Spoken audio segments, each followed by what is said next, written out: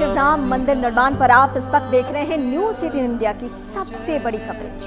22 जनवरी को रामलला की प्राण प्रतिष्ठा होगी। उससे पहले अयोध्या में बन रहा भव्य राम मंदिर का दृश्य अद्भुत और अलौकिक दिखने लगा है, क्योंकि वहां की हर चीज चुन चुन कर लगाई जा रही है। वहां का हर हिस्सा, हर कोना बेहद करीने से सजाया गया है और संवारा भी जा रहा है, जिनके लिए ये नव्य और भव्य मंदिर तैयार किया जा रहा है। उन्हें प्रभु श्री राम का 14 जनवरी को प्रकाट्य उत्सव है, जिसके लिए अयोध्या में तैयारियां इस वक्त शुरू हो चुकी हैं। और एक बार फिर प्राण प्रतिष्ठा से पहले अयोध्या राम की भक्ति में झूमती नजर आ रही है।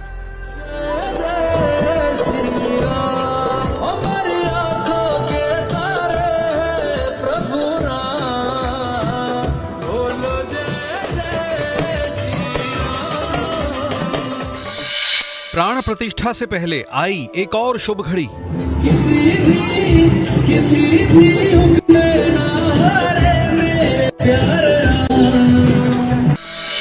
प्रभु श्री राम के प्राकट्य उत्सव की शुरू की गई तैयारी।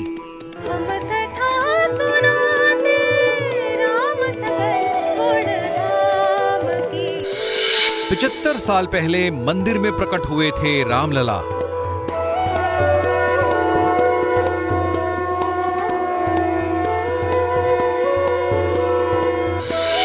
प्राकट्य उत्सव के लिए प्रभु श्री राम को दिया गया निमंत्रण।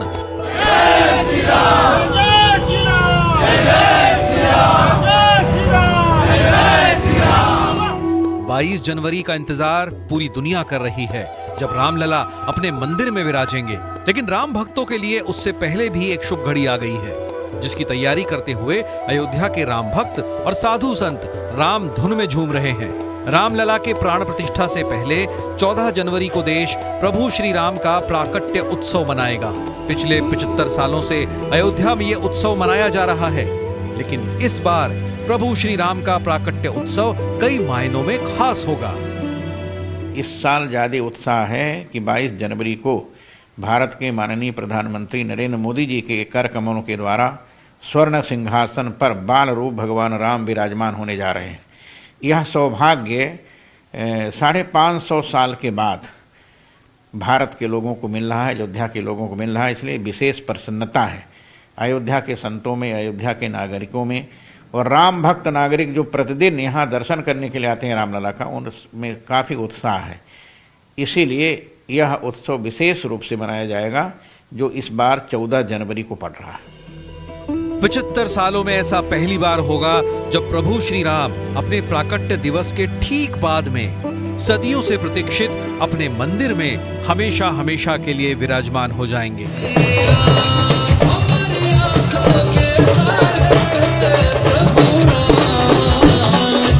प्राकट्य उत्सव समिति के अध्यक्ष आचार्य रामविलास वेदांती के मुताबिक प्राण प्रतिष्ठा से पहले 14 जनवरी को बेहद शुभ घड़ी है।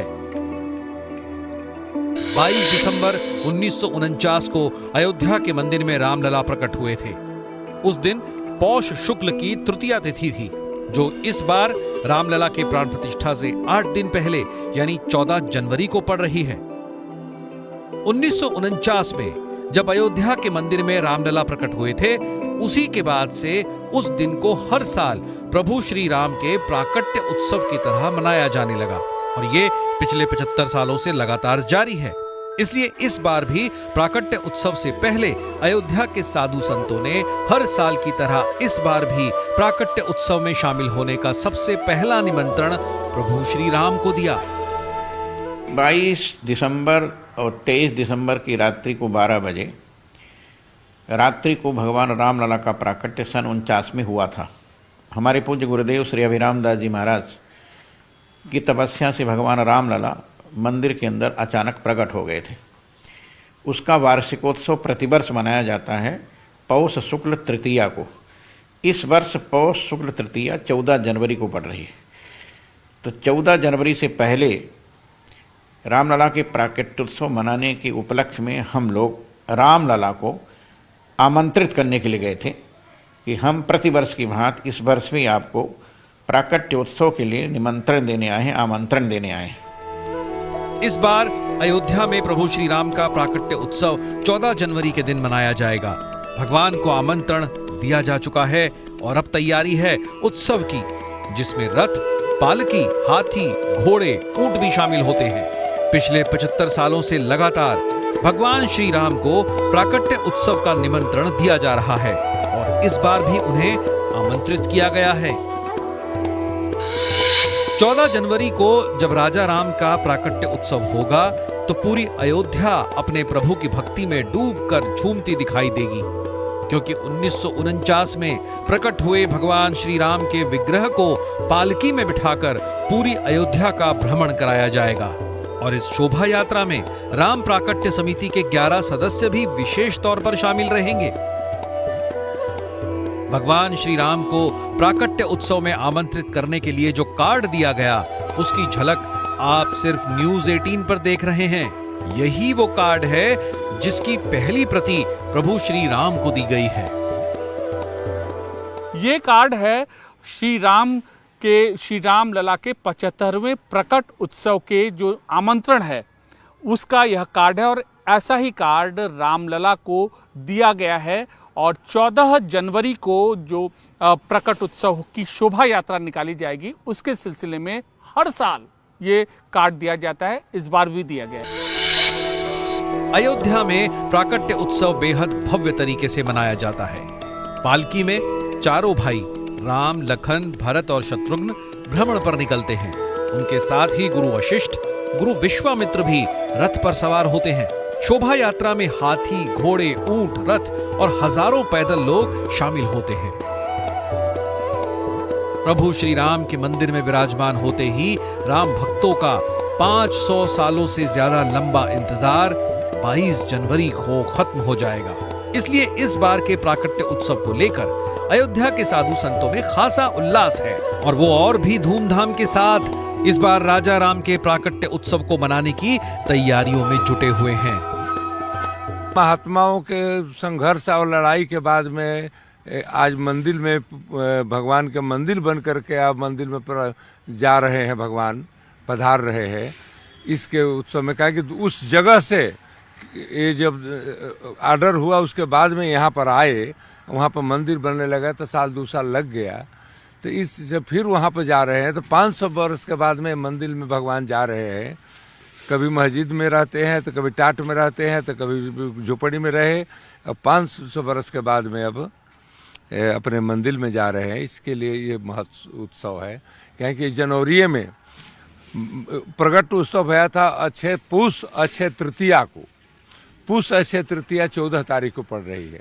हम लोग तिथि के तारीख के हिसाब से, तिथि के हिसाब से मनाते हैं। अयोध्या के संतों ने इस बार के प्राकट्य उत्सव को विराट रूप में मनाने की योजना बनाई है। यानी रामलला के प्राण प्रतिष्ठा से पहले इस शुभ घड़ी पर हजारों राम भक्त अयोध्या की पावन धरती पर राजा राम के प्राकट्य उत्सव को मनाएंगे। महंत धर्मदास वेदांती के मुताबिक इस खास दिन भगवान हनुमान अपने प्रभु श्री राम की शोभा यात्रा की अगुवाई करते हैं। सिर्फ यही वो दिन होता है जब अयोध्या में हनुमान गढ़ी से निशान बाहर निकाला जाता है। पहले हनुमान जी के जाता है, हनुमान जी के निशान निकलेगा, और किसी जुलूस में हनुमान जी के नहीं जाते हैं। हनुमान जी के निशान निकल के रामकोट के परिक्रमा होता है, भगवान के पूजन होता है। वहाँ पर 3-4 दिन पूजन होता है। पूजन के बाद में भगवान के भोग लगता है। अब की पारी 56 प्रकार के भोग इस समिति के द्वारा से लगेगा और सब व्यवस्था होगा। सदियों के इंतजार और लंबे संघर्ष के बाद इस साल ऐसा पहली बार होगा जब प्राकट्य उत्सव के बाद भगवान राम के भक्त अपने प्रभु को भव्य मंदिर में विराजमान होते हुए देखेंगे। तभी तो राम भक्त हर क्षण को उत्सव की तरह मना रहे हैं, हर दिन को त्योहार की तरह मनाया जा रहा है। इसलिए इस बार भक्त राजा राम के प्राकट्य उत्सव को अविस्मरणीय बनाने की कोशिश में जुटे हुए हैं।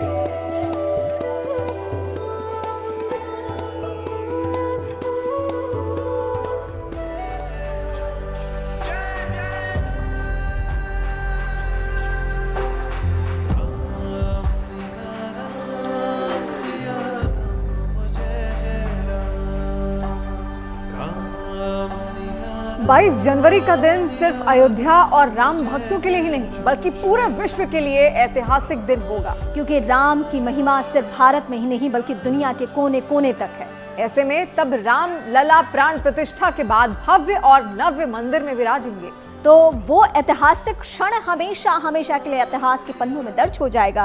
इसलिए यूपी के मुख्यमंत्री योगी आदित्यनाथ ने मंदिर के साथ साथ अयोध्या की भव्यता को भी सजाने संवारने का काम शुरू कर दिया है और उस भव्यता को भी विजन के साथ जोड़ दिया और खोल दिए अयोध्या के विकास के सभी दरवाजे।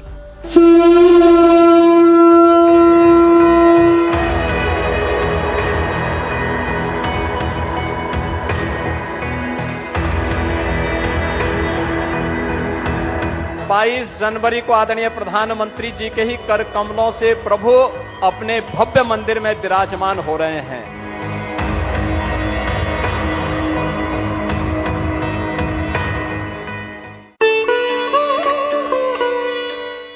अयोध्या में त्रेता युग का वैभव लौटा।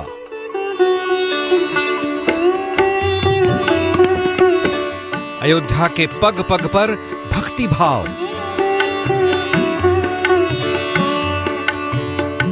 राजा राम की नगरी में दिखेगी राम राज्य की झलक।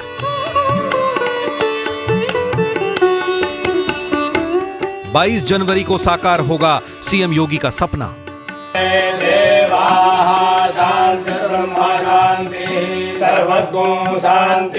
प्रभु आ रहे हैं और 22 जनवरी को आदरणीय प्रधानमंत्री जी के ही कर कमलों से प्रभु अपने भव्य मंदिर में विराजमान हो रहे हैं। 550 साल के इंतजार के बाद वो शुभ घड़ी आ ही गई जब प्रभु श्री राम अपने नव्य भव्य और अलौकिक मंदिर में विराजेंगे।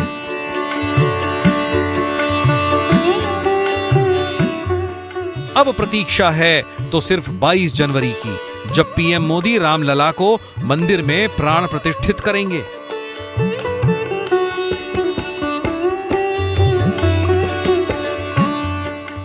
इसके बाद सदियों से प्रभु के इंतजार में बैठे देश दुनिया के करोड़ों राम भक्त अपने प्रभु के दर्शन कर सकेंगे। उन्हें उनके मंदिर में देखकर जो सुकून मिलेगा, उसके लिए यूपी के मुख्यमंत्री योगी आदित्यनाथ ने 2017 में ही एक विजन तैयार कर लिया था, जो पिछले 5 सालों में पीएम मोदी के सहयोग से साकार रूप ले रहा है। 2017 में जैसे ही मुख्यमंत्री योगी आदित्यनाथ ने सूबे की कमान अपने हाथ में ली, उसके बाद से ही वो लगातार कालिदास मार्ग से अयोध्या के लिए उड़ान भरते रहे और वहां पर साधु संतों, महंतों और अधिकारियों से लगातार अयोध्या के विकास पर बैठकें करते रहे। नवंबर 2019 में जैसे ही सुप्रीम कोर्ट ने राम मंदिर के पक्ष में फैसला सुनाया, उसके बाद से जो अयोध्या का विकास कार्य था, जिस पर बैठकें लगातार मुख्यमंत्री योगी आदित्यनाथ कर रहे थे, उसको रोड पे उतारना शुरू कर दिया और अयोध्या का विकास कार्य लगातार तब से अब तक जारी है। मुख्यमंत्री योगी आदित्यनाथ के लिए रामलला के प्राण प्रतिष्ठा का ऐतिहासिक पल एक और मायने में काफी महत्वपूर्ण और भावुक करने वाला होगा, क्योंकि उनके गुरु महंत अवैधनाथ ने अयोध्या में राम मंदिर आंदोलन के लिए संघर्ष किया था और उनका सपना था कि अयोध्या का वैभव वापस लौटे। यही वजह है कि 2017 में योगी आदित्यनाथ ने सूबे की कमान संभालते ही अयोध्या के विकास पर काम करना शुरू कर दिया, जिसका नतीजा है कि अयोध्या न केवल देश के कोने कोने से सड़क और रेल मार्ग के जरिए जुड़ चुकी है, बल्कि दुनिया से भी अयोध्या की कनेक्टिविटी बनाने के लिए उसे शानदार एयरपोर्ट की सौगात भी मिल चुकी है।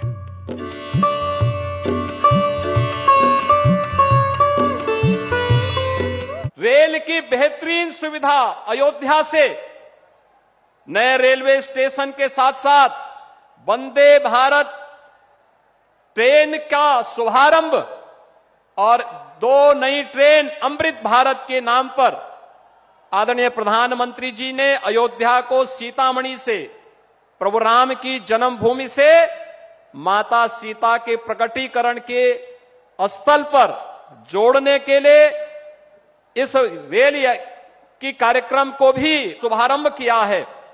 और साथ साथ भगवान राम तो त्रेता में पुष्पक विमान से अयोध्या आए होंगे, आज प्रधानमंत्री जी ने इंटरनेशनल एयरपोर्ट का उपहार भी अयोध्या वासियों को दे दिया।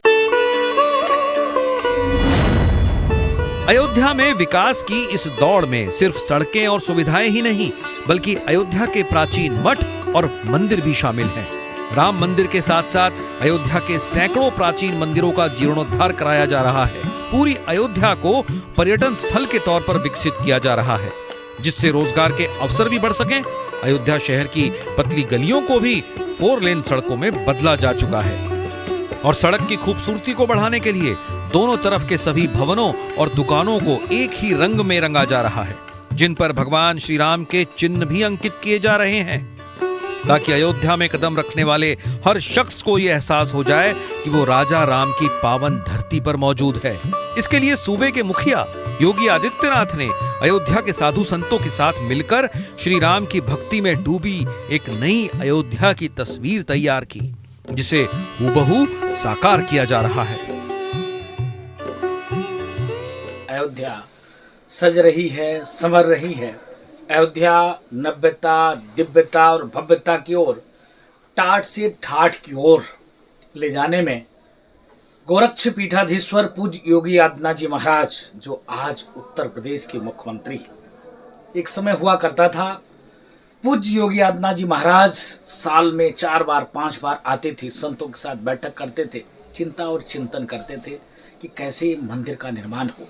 इसलिए क्योंकि पूज्य दिग्विजयनाथ जी महाराज ने जो अलख जगाई, लौ जगाई, जिसको लेकर पूज्य अभयनाथ जी महाराज संतों के संघर्ष, संतों की याद, संतों की समर्पण, संतों की सेवा भाव से एक भाव उन्होंने उत्पन्न किया।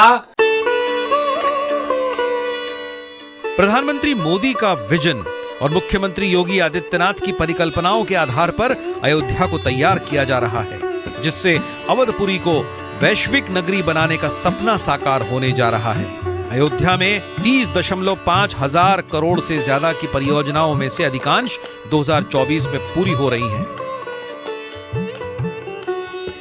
कई बार तो मुख्यमंत्री योगी आदित्यनाथ ने अयोध्या के साधु संतों और महंतों को 5 कालीदास मार्ग पर ही बुला लिया और अयोध्या के विकास पर बैठकें की। अभी हाल ही में एक बैठक के दौरान उत्तर प्रदेश के सभी बड़े अधिकारियों को मुख्यमंत्री योगी आदित्यनाथ ने कहा कि भगवान श्री राम के प्राण प्रतिष्ठा का कार्यक्रम एक ऐसा मौका है जब अयोध्या और उत्तर प्रदेश को ग्लोबली इस्टेब्लिश किया जा सकता है, अयोध्या को विश्व स्तर पर पहचान मिल सकती है, लिहाजा किसी भी तरीके से कहीं से भी कोई कोताही ना रहे। मुख्यमंत्री योगी आदित्यनाथ ने 8 संकल्पित मॉडल में विकास कार्यों की एक लंबी फेहरिस्त तैयार की है, जिसमें सबसे पहला नाम अयोध्या में बनकर तैयार हो चुके अंतर्राष्ट्रीय हवाई अड्डे का है। 1400 करोड़ के इस प्रोजेक्ट में 1100 करोड़ रुपए योगी सरकार की ओर से प्रदान किए गए। साथ ही भूमि अधिग्रहण जैसे पेचीदा मामलों में स्वयं मुख्यमंत्री योगी आदित्यनाथ ने भूस्वामियों से संवाद करके एयरपोर्ट के लिए जमीन अधिग्रहण के कार्य को शांतिपूर्वक संपन्न कराया। राजा राम की नगरी को सौर ऊर्जा से प्रकाशमान बनाने के लिए योगी सरकार की ओर से सबसे बड़ा तोहफा जल्द ही सोलर सिटी के रूप में मिलने वाला है। अयोध्या के मठ और मंदिरों के पुजारी मानते हैं कि मुख्यमंत्री योगी आदित्यनाथ ने अपने गुरु और दादा गुरु के राम जन्मभूमि के लिए प्रेम और आंदोलन में संघर्ष को बचपन से देखा है और उनकी प्रेरणा से लगातार वो अयोध्या आते रहे हैं और अयोध्या के विकास पर लगातार काम करते रहे हैं। अभी वर्तमान परंपरा के उस समस्त परंपराओं के प्रवाहक माननीय मुख्यमंत्री योगी आदित्यनाथ जी महाराज हैं, जो स्वप्न पूर्वावर्ती आचार्यों ने देखा था, उस स्वप्न को साकार करने का श्रेय और सौभाग्य दोनों पूज्य महंत योगी आदित्यनाथ जी महाराज को प्राप्त हो रहा है। जहां आज समस्त विश्व अयोध्या की ओर देख रहा है, राम मंदिर की ओर देख रहा है। जब जब इसके नींव को याद किया जाएगा, जब जब इसके संघर्षों को याद किया जाएगा, तो हम गोरक्ष पीठ के उन पूर्वावर्ती आचार्यों को भी याद करेंगे। उत्तर प्रदेश के मुखिया योगी आदित्यनाथ और प्रधानमंत्री मोदी के विजन का ही कमाल है कि जो अयोध्या दशकों तक संघर्ष के लिए जानी गई, उस अयोध्या की पहचान महज 2 सालों में राजा राम की नगरी अयोध्या धाम के रूप में हो चुकी है।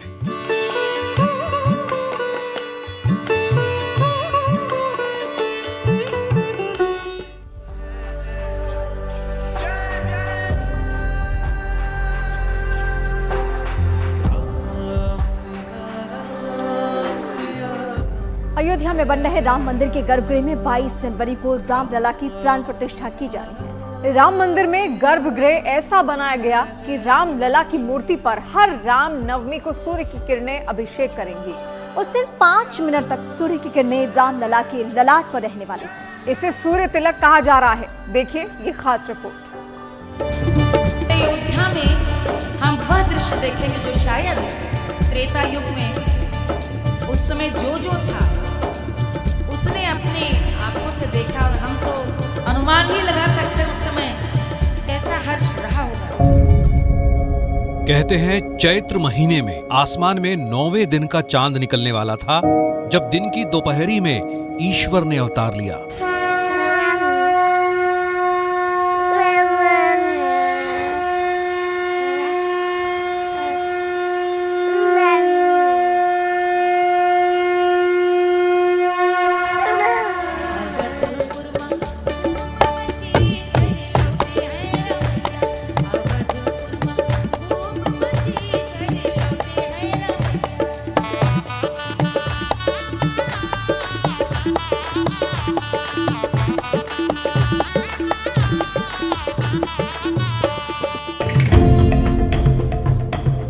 ईश्वर ने अवतार लिया था भगवान राम बनकर, मर्यादा पुरुषोत्तम राम बनकर।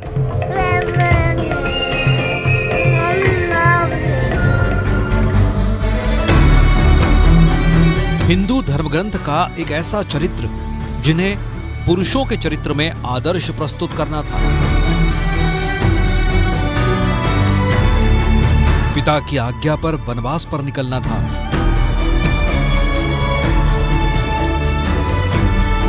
एक असुर की वजह से पत्नी का वियोग सहना था।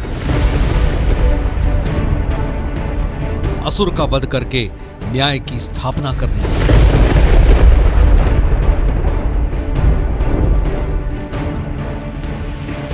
मनुष्य के रूप में अवतार लेने वाले भगवान राम ने जिस दिन धरती पर अवतार लिया वो हिंदुओं के लिए सबसे पवित्र दिन बन गया। उस खास दिन को रामनवमी कहा जाने लगा। मोरे राम अवध घर आए, मोरे राम अवध घर आए, मोरे राम अवध घर आए, मोरे राम अवध घर आए, मोरे राम अवध घर आए, मोरे राम अवध घर आए। रामनवमी को लेकर अयोध्या के राम मंदिर में भी बहुत ही खास प्रबंध किया गया है। अयोध्या में पहली बार वो होगा जो आज तक पूरी दुनिया में कभी नहीं हुआ। अयोध्या के भव्य मंदिर में ऐसा चमत्कार होगा जिसका जिक्र न वेदों में है, न पुराणों में है, न उपनिषदों में है और न ही किसी और शास्त्र में।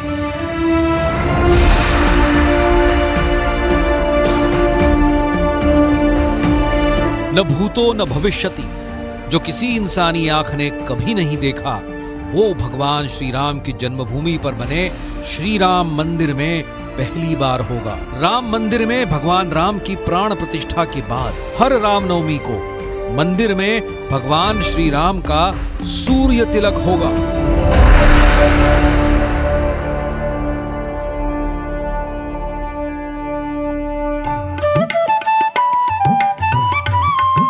मार्च 2024 को जब सुबह होगी, सूरज निकलेगा, तब दोपहर 12 बजे सूरज की किरणें अयोध्या के राम मंदिर के भवन में लगे हुए एक शीशे पर पड़ेंगी और फिर यही किरणें परावर्तित होकर सीधे मंदिर के नृत्य मंडप से होते हुए गर्भगृह में मौजूद भगवान श्री राम की प्रतिमा के मस्तक पर पड़ेंगी और इस तरह भगवान श्री राम का होगा सूर्य तिलक 5 मिनट तक।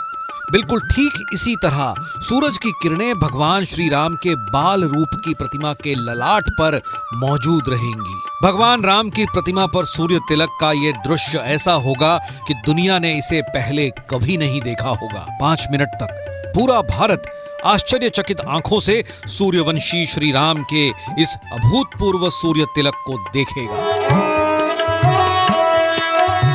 कथा है कि इसी अयोध्या में भगवान राम के पहली बार चरण पड़े। हजारों साल पहले यहाँ पर राजा दशरथ के घर पहली बार एक बच्चे की किलकारी गूंजी। 3 रानियों में से एक रानी कौशल्या ने भगवान राम को जन्म दिया, जिसके बाद कैकेयी ने भरत को रानी सुमित्रा ने लक्ष्मण और शत्रुघ्न को जन्म दिया तो राजा दशरथ के राज में राजकुमारों की जय जयकार होने लगी। कहते हैं कि जब भगवान राम ने जन्म लिया तो उनके सौंदर्य और तेज से अयोध्या नगरी जगमगा उठी थी। इसी शुभ दिन को देश और दुनिया में रामनवमी के रूप में मनाया जाने लगा। अयोध्या के मठ मंदिरों में भगवान राम के जन्मोत्सव को बड़े धूमधाम से मनाया जाता है। जन्मोत्सव के गीत गाए जाते हैं, बधाई गाई जाती है। बड़े उल्लास और धूमधाम के साथ भगवान राम का ये पर्व मनाया जाता है। रामनवमी के पर्व पर राम भक्त अयोध्या की तरफ खींचे चले आते हैं।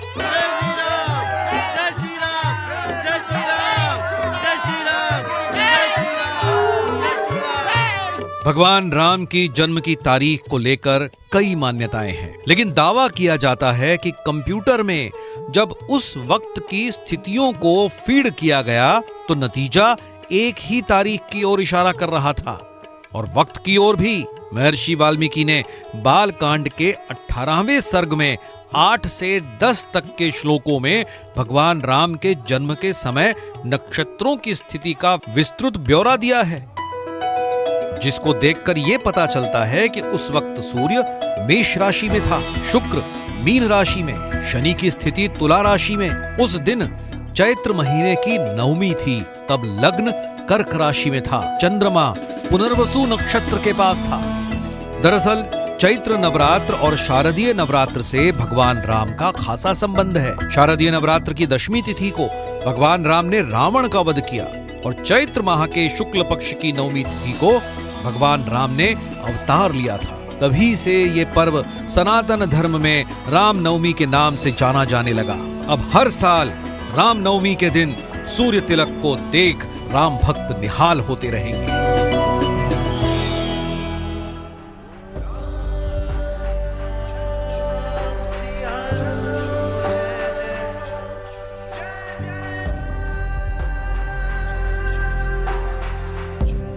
इन दिनों बरेली की 3 तलाक पीड़ित मुस्लिम महिलाएं रामलला के वस्त्र बनाने में जुटी हुई हैं। रामलला के वस्त्र में खूबसूरती के लिए जारेदारी का भी काम किया जाएगा। ड्रेस को तैयार करने के बाद इस ड्रेस को लेकर ये 3 तलाक पीड़िताएं अयोध्या जाएंगी और वहां के महंत को इन खूबसूरत पोशाक को सौंपने वाली हैं।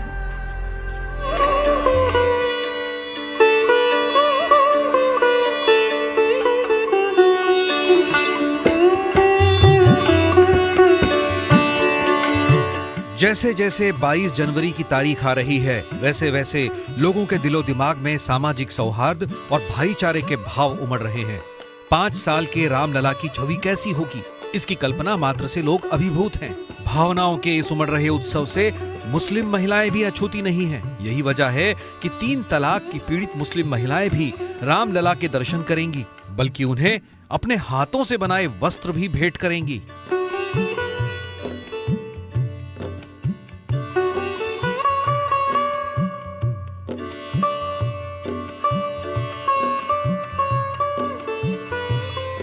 तीन तलाक से पीड़ित मुस्लिम महिलाओं की तैयारी आखिरी चरण में है। अपने दिल की ख्वाहिश पूरी करने के लिए ये मुस्लिम महिलाएं पैसे का इंतजाम चंदा जुटाकर कर चुकी हैं।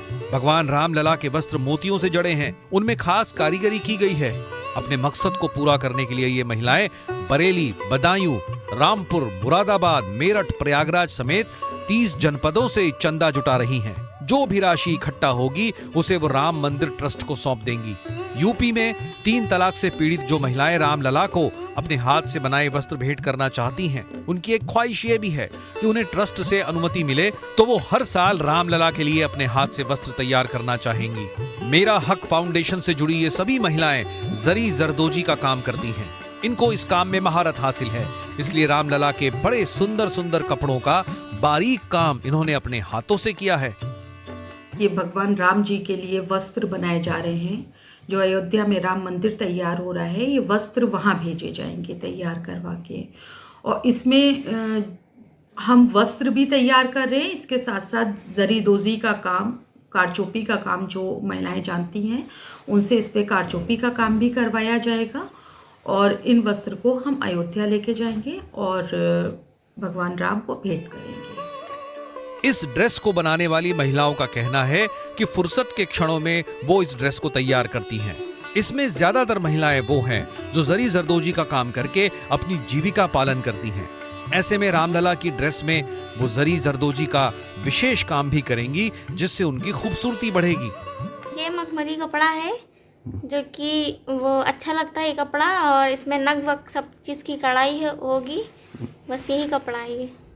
जरी जरदोजी का भी काम होगा उसमें? हाँ, जरी का और जरदोजी का भी काम होगा, इसमें नग वग भी लगाए जाते हैं कपड़े में। ये पहला मौका है जब रामलला के लिए 3 तलाक पीड़िता वस्त्र तैयार कर रही हैं। इतना ही नहीं, इस पोशाक में कौमी एकता की एक अनोखी मिसाल देखने को मिल रही है। इन मुस्लिम महिलाओं ने धर्म की दीवार को गिराकर समाज में सौहार्द को बढ़ाने का काम किया है।